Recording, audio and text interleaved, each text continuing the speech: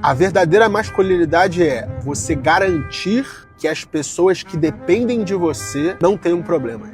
Cara, eu acredito que você só está perdido na vida porque existe outra pessoa na sua vida fazendo papel de homem. Seja seu pai, seu irmão mais velho, em algumas famílias esse é o avô.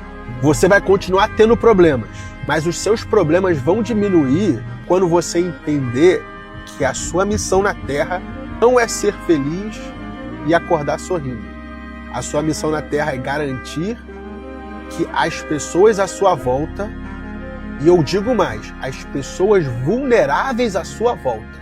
Mulher é vulnerável, bebê recém-nascido é vulnerável, velho, doente é vulnerável, pessoas que ganham pouco são vulneráveis. Então, o seu dever como homem é garantir que as pessoas vulneráveis à sua volta não sejam tão vulneráveis assim.